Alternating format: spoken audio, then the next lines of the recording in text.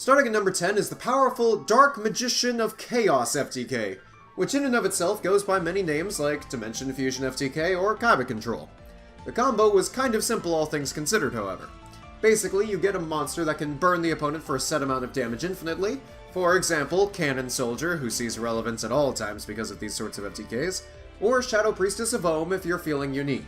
Then you get Demok onto the field via Graveyard Revival or banishing it through Allure of Darkness using the other parts of the combo. You then activate the spell card Spell Economics, which makes it so that you do not have to pay life points for any spell effects. Finally, you need the Spell Dimension Fusion, which pays 2,000 of your life points to have both players summon all banished monsters that they possibly can. Because Economics does not put a cost on Dimension Fusion's effect, and Demok at the time always gave you back a spell immediately upon summon and also banished itself when it would be sent to the graveyard, Dimension Fusion makes it an infinitely recycling burn fodder that loops the opponent until they lose. This FTK comes to us at number 10 mainly because it's not really possible to do anymore unless you're playing traditional format, mainly due to the fact that Demok, after so much time on the ban list, was given the key to freedom with a once per turn errata and the spell coming to hand at the end phase, which, I mean, you really just needed one of those two things.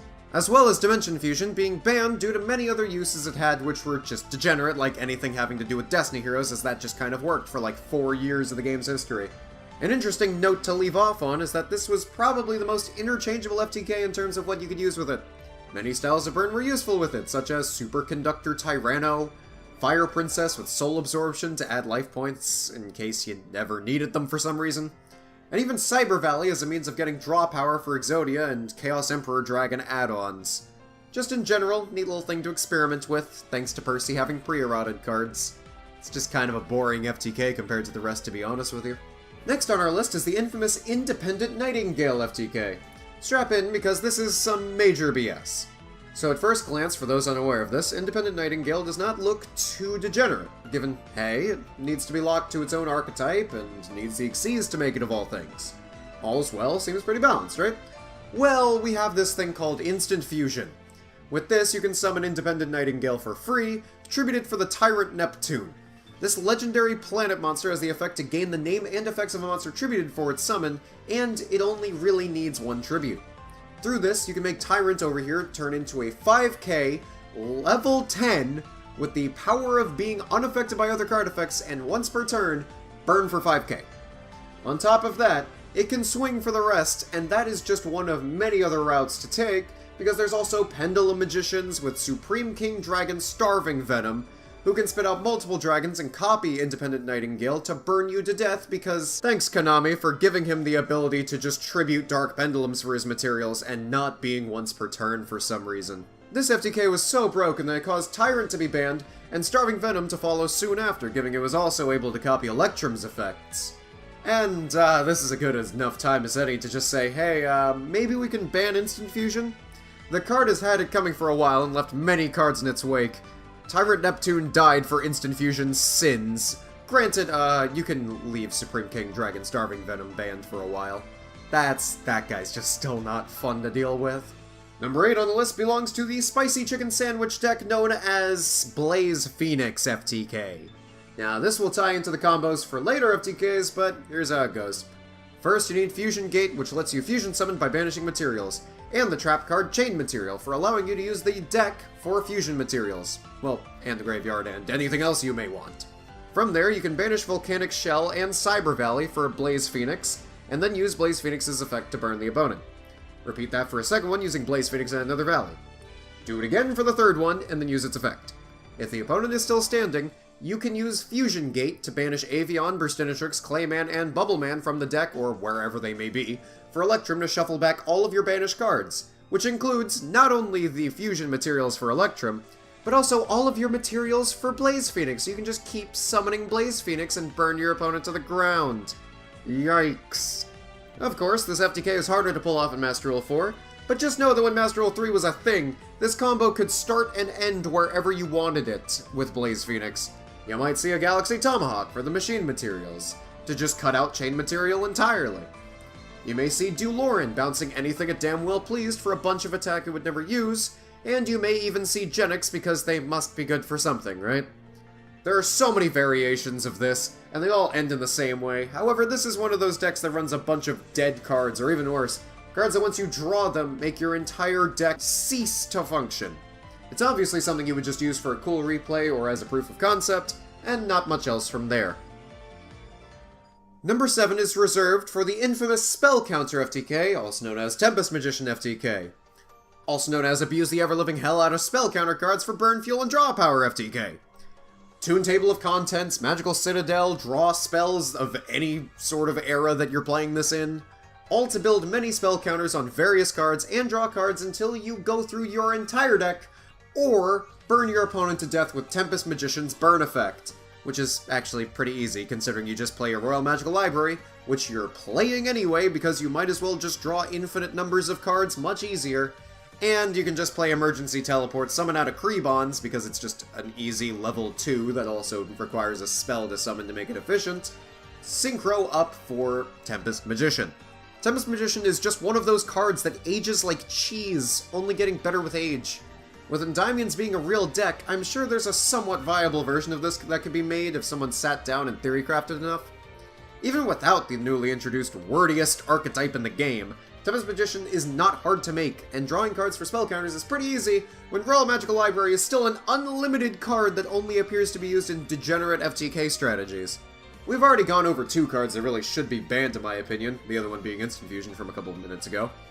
So let me know what you guys think in the comments. Should they be banned for being catalysts of FTK strategies and only seeming to be used in FTK strategies? Be sure to let me know. In either case, Tempest Magician is a card that will be used and abused, but only rarely enough that she isn't really a problem card. Coming next is the infamous Frog FTK. This FTK is hard to stop and relatively easy to pull off.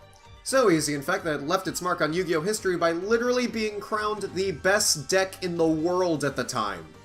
Let that sink in. The World Championships were won by a deck filled with amphibians that only had one incredibly easy win con. First, you need to get a Substitute on the field. Easy with 1-for-1, or Swap Frog and Salvage, or 50 other different ways in Frogs. Then you just need another monster on the field as fodder for his effect. At that point, dump as many Frogs as you possibly can into your graveyard. Cards like Banisher of the Light and Dimensional Fissure are the bane of this deck if you couldn't guess, and were the only real side deck options. If you have 3 copies of RONINTOADIN in your deck, there is a very good chance that if it's not already in your hand, it will be very soon, likewise with Mass Driver. All you need to do now is get RONINTOADIN in the graveyard, either by Swap Frog's effect or by other means, and Mass Driver onto the field. Use RONINTOADIN's effect to bring it back to the field, and then tribute it for 400 life point damage to your opponent. And then do it again. And then repeat this until you win. The worst part about this is that with Swap Frog and Substitute, you can thin out your deck so far that any draw card still in your hand will either draw you another draw card, or the Mass Driver that will win you the game. I guess RONINTOADIN was printed without the frog tag, and Konami thought that was enough. But I think being the best deck in the world proved that idea wrong. If it isn't an FTK, it's set up for one on the very next turn in a format where the only thing to fear killing you in one turn was your deck that you're playing right now being used against you. So just know that much. Konami usually grabs FTKs by the balls and kills them within a week, if not preemptively, so this is just an anomaly to me. With the introduction of Dangers into the trading card game, and their incredible use in most any deck, you just knew someone was going to abuse that fact. And by that I mean everyone was going to abuse that fact. Enter the Firewall Burn FTK, aka the first of many Danger FTKs, but we're gonna go for this one so that we don't repeat ourselves ad nauseum. Concept is very simple. Get Firewall on the board through some means of monster spam. Well, I mean, that's where the dangers come in, for consistency and also for the monster spam. And then from there you get Cannon Soldier on the board, and rinse and repeat of sending the monster on one of Firewall's markers. Firewall goes off to special summon a monster from the hand, then you just keep burning the opponent until they die. This is one of many FTKs with Firewall that was cut short thanks to the Ace Dragon being banned, but even still, the Dangers provide such a potent engine for any further FTKs, even now, when you have a Danger World Lock that managed to top for some ungodly reason, as well as the Cyberstein Danger FTK, with the spam and draw power to have Cyberstein just blast out Blaze Phoenixes for free, and have Bloody Coach King Giant Trainer there for the leftovers. Just wow! Cyberstein is just a magical scientist in Master Rule 4, and he was actually used! Yep, when Cyberstein isn't the dumbest thing in your deck, you know something along the timeline messed up for everyone involved. Coming in at number 4 is one hell of a combo. We all know of the infamous Chicken Game, a field spell that allows for insane drawing capability with the right setup, and was made banned due to several combos and FTKs behind it in the TCG compared to the OCG. Wow, we really don't seem to learn about making broken field spells, do we? Anyway, one such combo involved everyone's favorite trap card, Magical Explosion. With all the paying of life points through multiple copies of Chicken Game, and then Pseudo-Space, which is just another way of saying Chicken Game, not to mention your opponent gaining life points with Upstart Goblins, you'll be just in the right amount of spells needed to blast them away thanks to another trap card, Life Equalizer. That's not why it's this high up on the list, though. It's primarily high up because it is one of the funniest decks to actually play in a best 2 out of 3. You see, Monarchs were so good at drawing cards, were level 8 to help with trade-in, and were so good in general that they were a key part in this deck's success. Why is it funnier in a match, you may ask? Well, your opponent sides in everything they can against draw power and burn in Game 2, then you take out all the FTK cards just to play normal domain Monarchs and catch them completely off guard. This is what we in the business call smoke screening, and if it isn't the dumbest thing to have to deal with. Ever had your opponent just straight up play a different deck with a different strategy just through swapping 15 cards? Try it yourself, see what you can come up with, and make siding a hassle for your opponents at your next locals. Ever wonder why Guardian Elma has never ran in the mythical pure Guardian build despite her effect being decent? I know none of you are asking this, but hear me out. There was a reason for that, and it's all thanks to Gearfried, the Iron Knight, and Royal Magical Library, as well as Butterfly Dagger Elma. Because of Dagger's effect combined with Gearfried destroying anything equipped to it, and Royal Magical Library drawing cards for every 3 spell cards activated, you were able to draw through your entire deck since Elma straight up adds itself back to the hand whenever it dies. So you equip to Gearfried, Gearfried kills it, you still get the counter on Royal Magical Library, Elma goes, oh wait, I want to go into hand, Elma goes back into hand, you equip it to Gearfried, repeat. Say it with me, kids. E-X-O-D-I-A.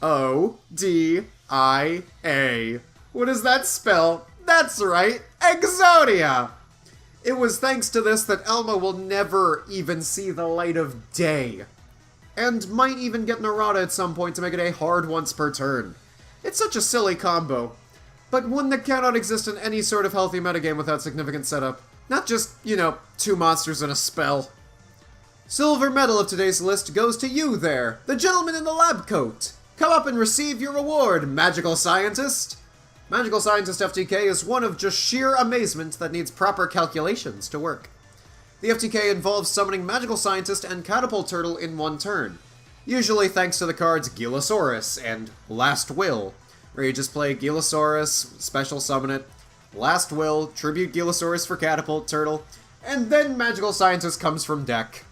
And if that sounds stupid, well, that's an FTK of the times for you. Then you perform this FTK. It involves using no more than 7 level 6 fusion monsters, because Magical Scientist makes you pay 1,000 life points, and all of those fusion monsters need to have a total attack of no less than 14,700. So you tribute all 7 fusion monsters, dealing 7,700 damage in total. You then tribute the Magical Scientist itself with Catapult Turtle's effect, and then Catapult Turtle at last, dealing 8,350 total damage. I mean, you didn't have to tribute off the Magical Scientist, you'd still deal 8,200 damage, but it's much funnier and cleaner that way, as if you say, how did you die? I don't even have anything on my board! This is single-handedly, hands down, the most well-known and most broken and consistent FTK in all of Yu-Gi-Oh's history. So why is there one above it? Well, I just find number 1 to be extremely funny. Screw it, I'll just show you number 1. Not out of laziness, but because there are like 50 cards involved with only 2 needed to be in your hand at some point. Granted, making it an FTK takes 2 more cards, but it's still pretty easy to search out the pieces anyway. Here you go, straight from my favorite Yu-Gi-Oh channel that hasn't uploaded in years, and gave me my current email. Take it away, Yu-Gi-Oh for real men.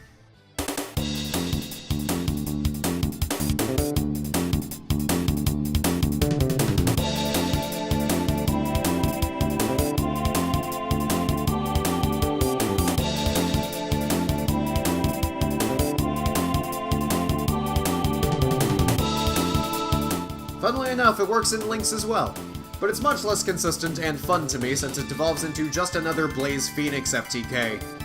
There will never be anything more hilarious to me than imagining Jaden doing this to someone and dramatically announcing every effect multiple times per turn, and taking up about 8 episodes worth of time. ELECTRUM is a card that you only really get to see in Absolute Jank, and if this is what we get out of it, that is entirely fine by me.